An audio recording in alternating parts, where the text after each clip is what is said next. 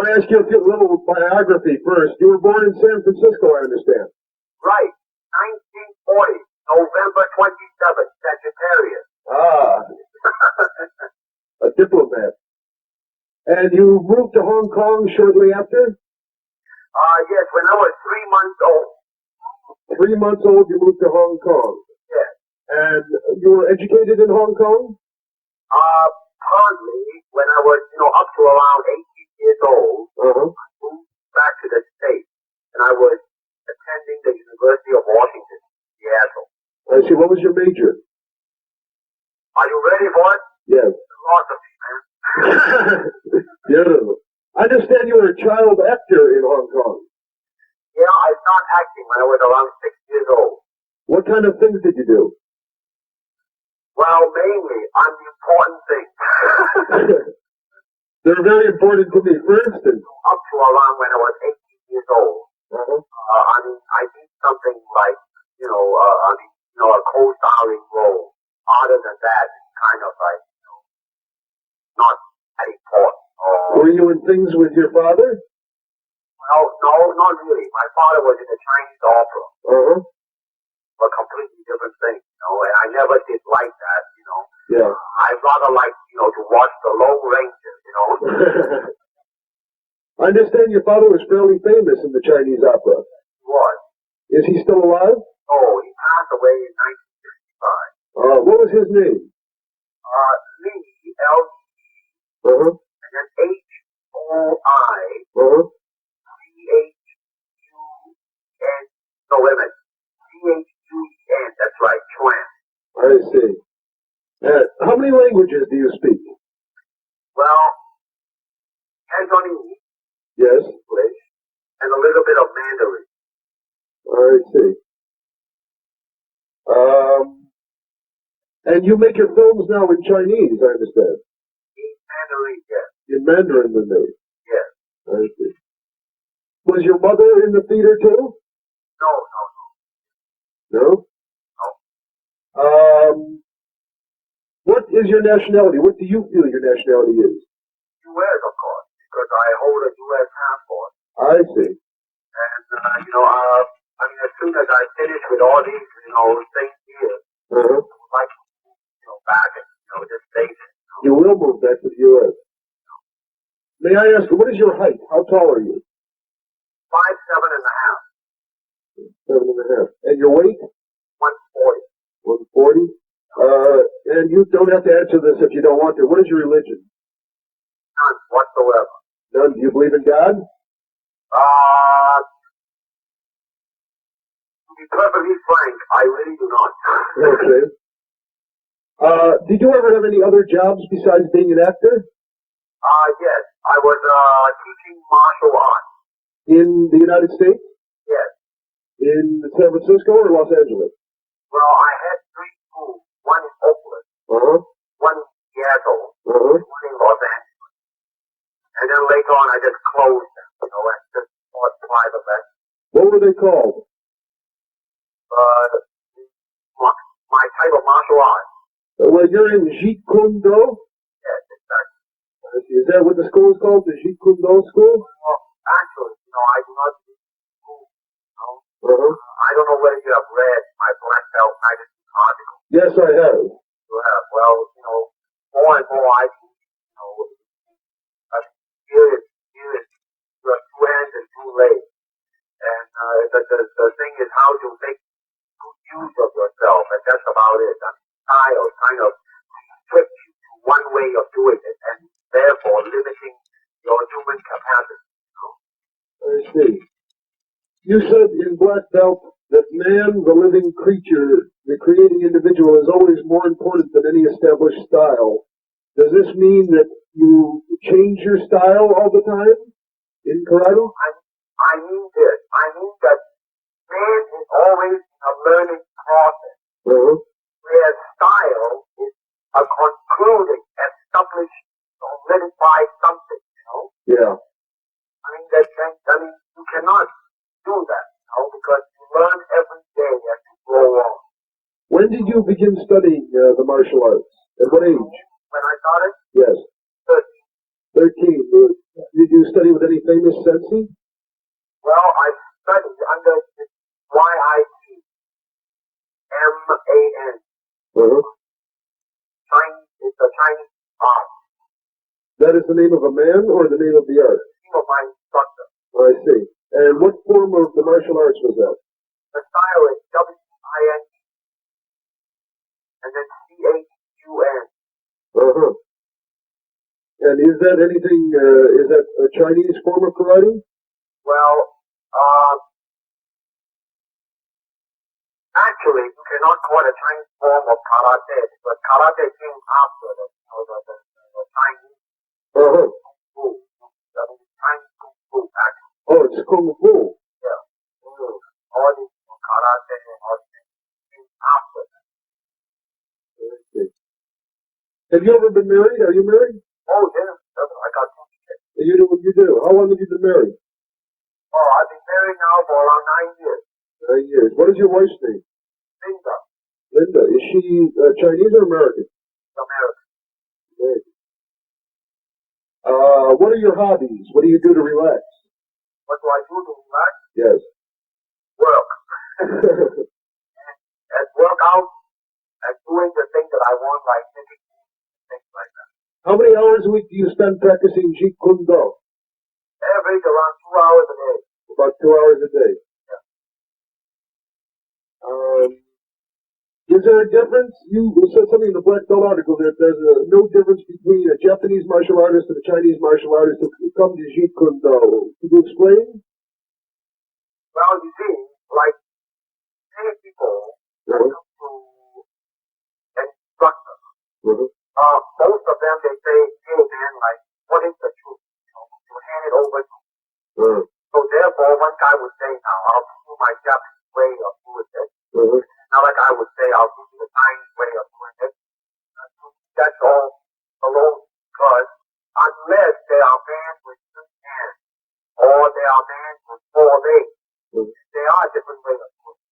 But if you only have 2 hands and 2 legs, nationalities don't mean anything. I mean, you can say there are different approaches, We certainly must not limit to one approach. Yes. One approach with ourselves. Art is the expression of ourselves. When you go to a Japanese style, then you are expressing the Japanese style. You are not expressing yourself. You also say that life is a constant process of relating in talking about Jeet Kune Do. Yes. What do you mean by that? Well, you see, because, for instance, when I see a Japanese martial artist, I can see the advantage and I can see the disadvantage. In that sense, I'm relating to them. And man is living in a relationship. And in relationship, we grow. Yes. But this philosophy that you have, doesn't it go against much of what is taught in martial arts by normal instructors? Well, yes, because most of them, they are so doggone stubborn, Yeah. I mean, 200 years ago, I am taught like this, therefore, if you maintain that type of attitude, I mean, you had it. I mean, you will be still practicing. I mean, you will never grow because, I mean, learning is discovery thing. It's a constant discovery thing. And if we follow the old method, it is a continuous repetition of what is being handed down several hundred years. You said that at age 18 in 1940 you returned to the United States. You came back to where, Los Angeles? Where now? 1958, you came back to Los Angeles? 1959, I went to San Francisco. And then I went up to Seattle. Oh, that's right. Then you went to school. When did you become a professional actor? That's a very funny story. Because when I went back to the States, I didn't think, I said, here I am at that time. I'm not prejudiced or anything, but it is realistic thinking. How many times these films is a Chinese required? Right. When it is required, it is always branded as the typical, Right. So I said, hell with it, However, in 1964, the National National Karate Tournament. I gave a demonstration. Uh-huh. And at that time, William Dozier, who was the Batman and, and saw it. So, signed me up, and I did the Green Hornet, and then I went on and, did that long streak. So how long did the Green Hornet series last? Lasted for one. That's all. The other was longer than that. Yep. And then it went into rerun in the Orient and did much better than it did in this country, did it? Well, in a way, it established me here in Hong Kong. Uh-huh. Yeah. And then in you stayed in the States, did some Long Street episodes, and then... You see the one that I taught James Franciscan? No, I didn't see that. I heard about it, though. Yeah. Get a chance to. Paramount to show it to you. All right. Because it's worth seeing, really, because, that one, Sterling Philippon, Him and I, we sit down and we wrote that thing together, You and James Franciscan? Yeah. The first one, it's not the name, it's called The Way of the Intercepting Fist. That's the name of the episode. Oh. Okay. They asked me, to go back, to do a television series. Uh-huh. Warner Brother, was committed, they were offering me $25,000 to hold me to do a television series. This was after Green Hornet. Do it, Uh-huh. Then I went back to Hong Kong 71 and did a movie called The Big Boss. Right. And the damn thing just broke the all-time record. Now, Big Boss was produced by Raymond Chow. Yes. And the director was Lo Wee. Yes. How much did the film cost to make, How much it cost to make that film? Yeah. Very cheap. What is very cheap? Around 500,000 Hong Kong, which is like less than 100,000 US. And how much did it make? It grows in Hong Kong alone. Around 500,000 US. Wow. Now, so it broke all-time record, and then, all the time before, Chinese flicks were kind of like, unrealistic and really, overacting and a lot of jumping around and, not, well, anyway, all in all, it's not real, you know what I mean? Uh-huh. So I came back and I introduced some new elements to it, like, when I kick, I really kick it, and all that, well... Isn't that dangerous? Let me say this. Ultimately, martial art is expression of oneself. Uh-huh. And in your films, do you express yourself? Huh? You express yourself in your film? Yeah. Honestly, and as much as I can, Uh-huh. I did that, and then it was a huge success. And then the second... Wait, before we leave Big Boss, where was Big Boss filmed? Was that filmed in Hong Kong, too? Oh, it was filmed in Bangkok. And so the next one came out, and it broke the first one by over a million. Now tell me, who was Lo Wee the director on Fist and Fury? Yes. And was Raymond Chow again the producer? Huh? Was Raymond Chow producer of Fist and Fury? Who produced Fist and Fury? Today, we're shooting today on location. Uh-huh. And it's called Enter the Dragon. Enter the Dragon. And it's going to be my company that is producing it, and I'm directing. Uh-huh. And before we leave Fist and Fury, how much did Fist and Fury cost to make? The Fury is around 800,000 in Hong Kong. Which would be, what is it? 100,000. Under 200,000 US. Uh-huh. And how much did that gross altogether? It grows close to $1 million US. 1 million. Hong Kong alone. Now, where else will it play besides Hong Kong? Well, Big Boss, the first one, Uh-huh. all-time record in Hong Kong and Singapore, Uh-huh. Thailand. Fist of Fury is doing the same right now in Singapore. And this one I'm doing now,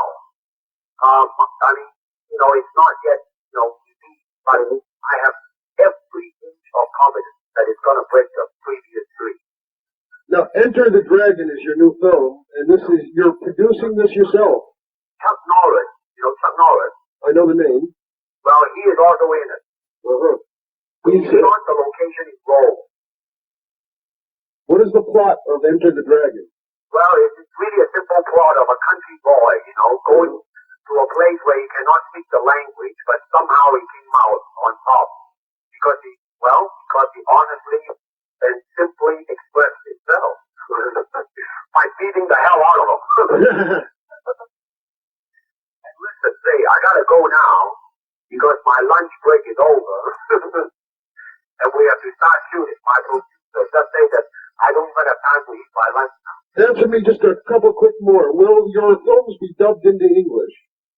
Well, let me say this, that Warner Brother might be co-producing a film with us, and I am planning to do some films strictly in English. And I really have a feeling that it's just a matter of time that it will reach the States. I see. The Italian script, like Clint Eastwood type of a thing. And in the article in Black Belt, it said that you had been challenged by a lot of people who wanted to make their reputation by beating Bruce Lee. Is that still true? Oh, every damn day. In fact, the one who challenged me became a movie actor himself. Who's that? Companies beginning to hire him, Of course, somebody, he was punched out by somebody after the film. They got into a fight. I mean, people challenge me, right? Right. They don't like it, so somebody else challenged the guy who challenged me. I mean, it's like that type of a thing. Do you enjoy being an actor? Yes, every inch of it, because it's my way of expressing myself. I mean, it's a phenomenal way, which is, it never happened before. Like whoever, got me to sign a contract with another company, they will be getting, as a middleman, they will get 10 grand US. You believe that? I mean, it's getting to be like, I don't even believe it myself. Really? How has your life changed? Have you changed since you've gotten successful? I understand you're a cult figure in Hong Kong. You're very famous there. Well, it's changed in the sense that it's like I'm in jail. You know what I mean? Really? Like what? Like a monkey in the zoo. Looking at things like that. And they basically, I like simple life and I like to smoke a lot and all those things. But I cannot, as freely as I, could before because this interpretation comes in. All kinds of things. But it has changed me basically because I know that in my process of being born and going to die, something happened which is breaking some record. Which to me it doesn't mean anything. It's just something that happened. It didn't give me anything, that I'm proud or I'm better than I ever was. I'm just the same damn old shit. Your lifestyle in Hong Kong, do you have your own home or do you live in an apartment? No, I just bought a beautiful house. I have to say that thing, How big a house did you buy? Huh? How big is it a big house? Well, let's just say that it's very comfortable. How many rooms? Upstairs there's around 6. And downstairs? There's 3. How much did it cost? Well, let's not quote prices. Okay. One thing, in 1969 you had a highly publicized TV demonstration in Hong Kong. Had you already signed a contract to make the film? It was 1970. Yeah. I did, they dangle in the air 5 on each board, and I sidekicked it and broke 4. Huh? Suspended in the air. When you return to the United States, will you live in Los Angeles? Or? No, right. And where did you live in Los Angeles last time you lived here? I beg your pardon. Did you live in Los Angeles last time you lived here? Wait, I couldn't hear you. Did you live in Los Angeles when you lived here before? Yeah, I stayed in Los Angeles since 1965. Let's see. Who was your agent when you were here? I really didn't have agents, in the sense that most of them was, through my teaching that I got my job. Oh, I see. Through your teaching. Yeah, I was